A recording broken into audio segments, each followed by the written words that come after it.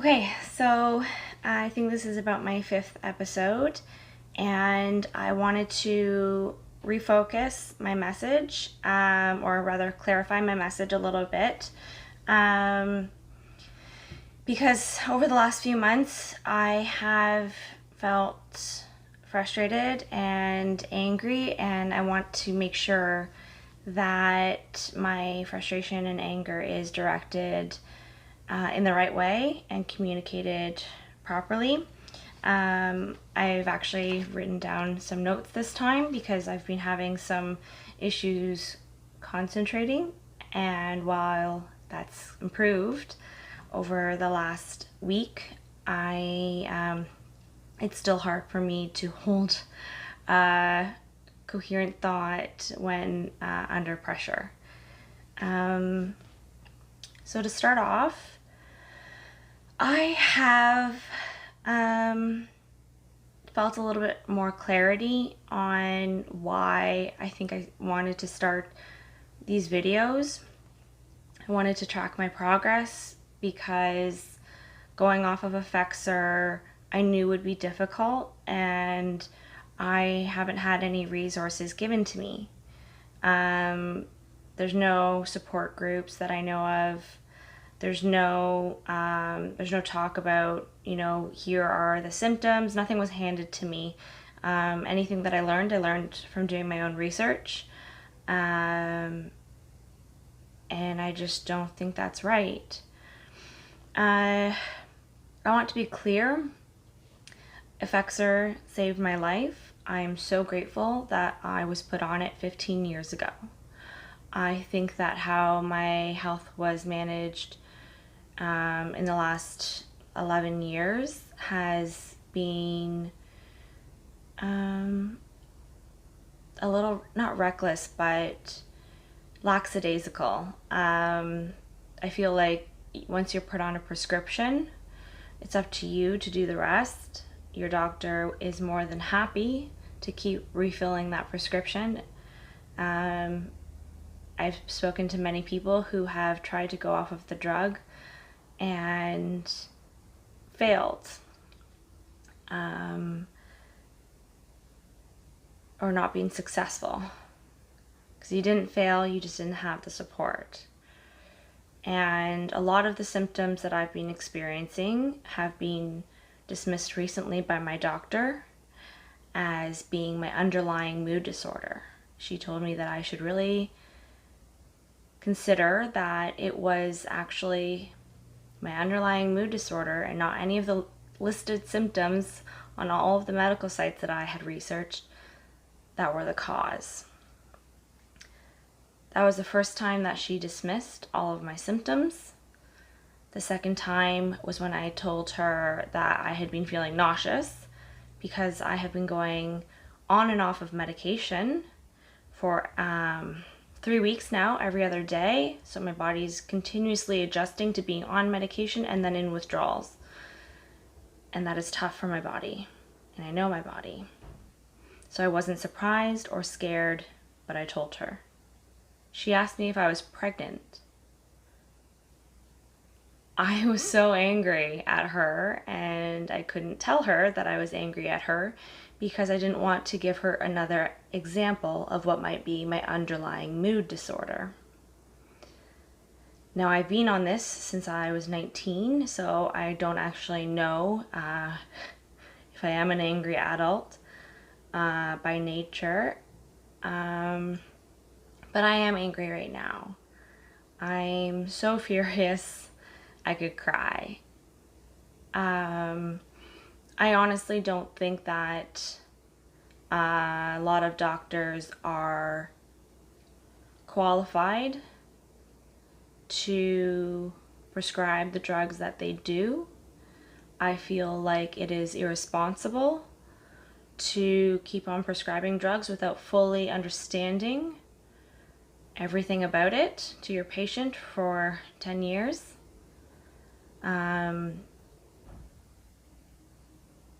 I know that I am one person and that everybody has a different relationship with their family doctor. I do not think that I am alone because I know so many people do not have the support that they need when they are going off of any type of drug. Effexor is not the only drug that is hard to go off of, but it is one of the hardest. Effexor is still being prescribed to thousands of people. And I've talked to so many people who have had the exact same experience that I have, and I had no idea. I had no idea that so many people that are in my life are experiencing the exact same things that I am. We've all kept it a secret, and we've all been made to feel like we're crazy. Like, I know I'm crazy, but like, fuck, I live that out loud every day. And I don't want to be made to feel ashamed of what I'm going through. Because I'm not ashamed. I'm pretty fucking proud of myself. This was my decision. And I do not have a supportive family doctor on this case, but I do have a supportive psychiatrist. He's not my psychiatrist. He's a one-off psychiatrist. I had to beg the receptionist to let me see him again, because in general he sees patients once and then he has to move on to another patient because he only works at CAMH, which is Center for Addiction and Mental Health. He's only there once a week, so he doesn't have a huge threshold for accepting patients, which is messed up in itself. I do not even know how to address that one, but it does signal to me that there's something very wrong with our system. So I had to beg the receptionist. I told her that the doctor had said that I was allowed to call him again if I had any questions about going off of my medication.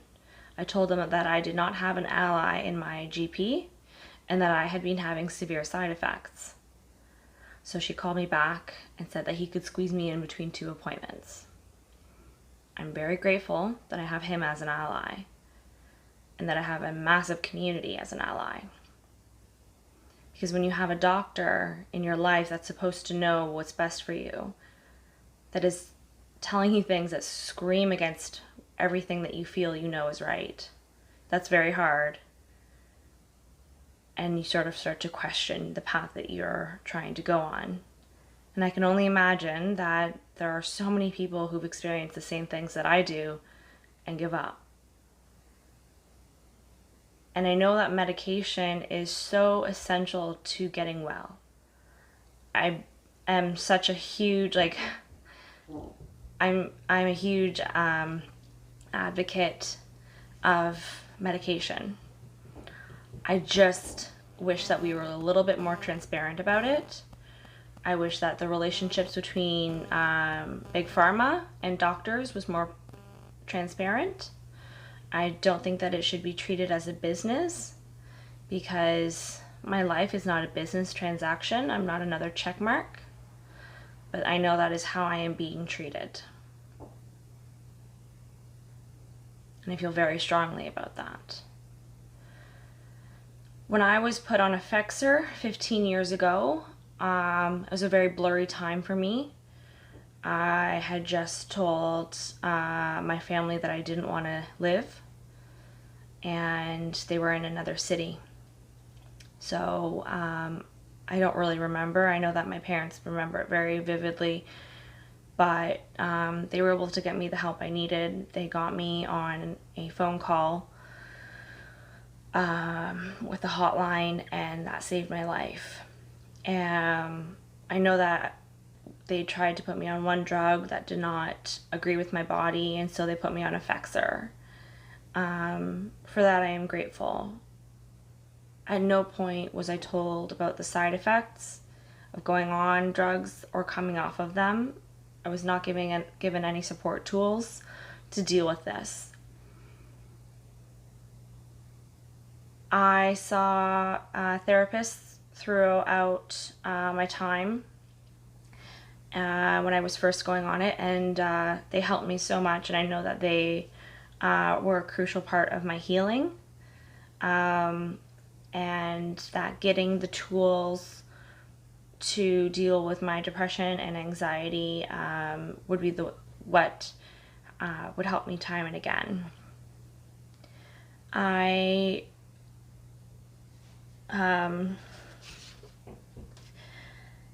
just wish that at some point one of my doctors would sit me down and say, listen, here's what you are on. Let's keep prescribing it. But are you in therapy? Are you talking to someone? Are you trying to find other ways to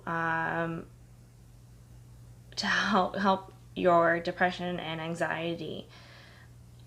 And I wish that was more accessible, because going from 150 milligrams to 300 milligrams to 150 milligrams to 75 milligrams to 150 milligrams and then 75 milligrams again, and back down and back down and back down, it does a number on your body.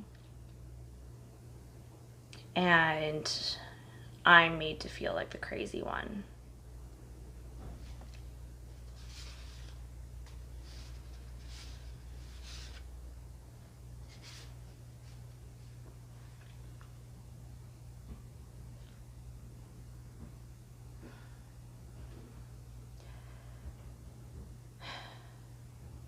I don't know what the right path is.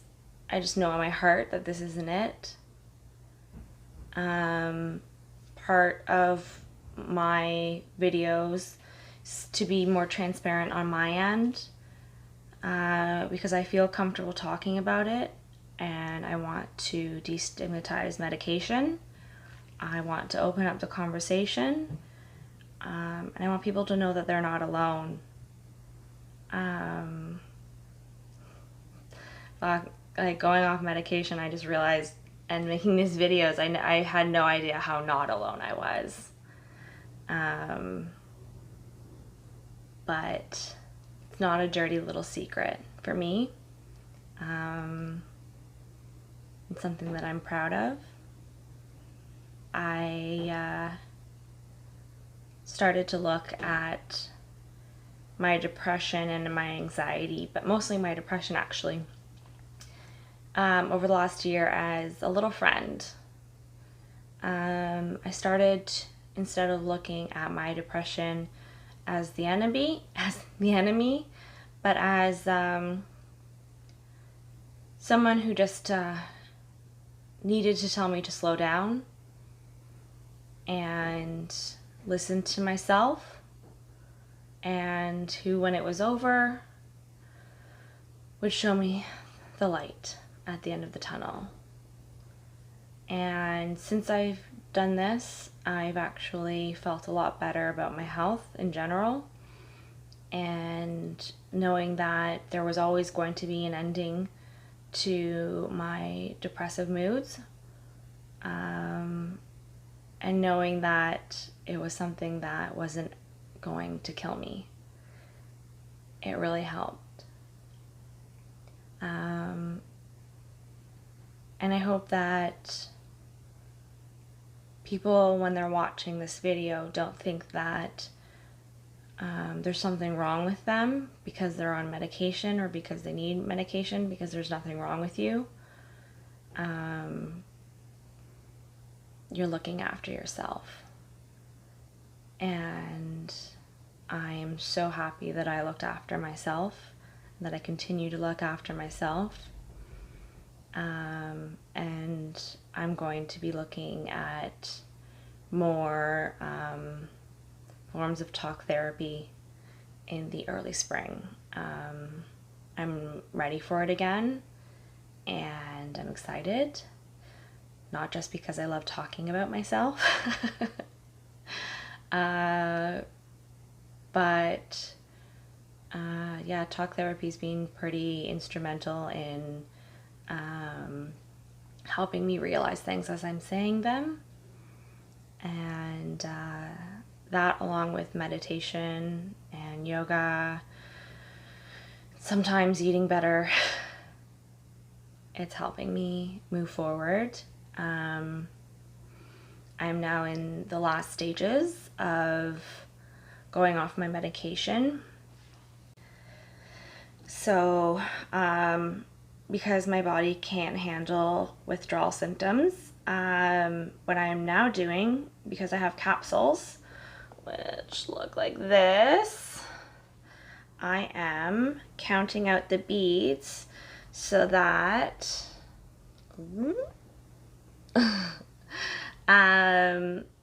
I'm now taking a lesser dose every day, and I will be weaning myself off by counting these stupid little beads and putting them back into a capsule.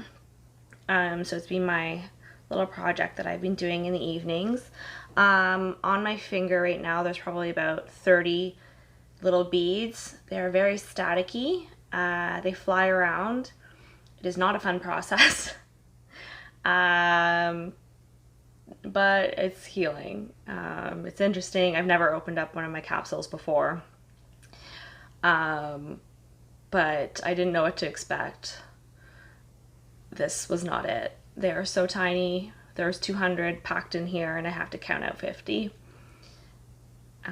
And then put them back into the capsule. So, I don't know, maybe I'll make an art project out of the leftover beads that are now falling everywhere. I don't know what's next, but today I feel good, a little groggy, a little tired, but good overall. Once the drugs are out of my system completely, which might be next month, it'll take about 2 to 3 weeks for all of the drug to be out of my system, and I'll find out what's next and what my next steps are. So I hope you follow.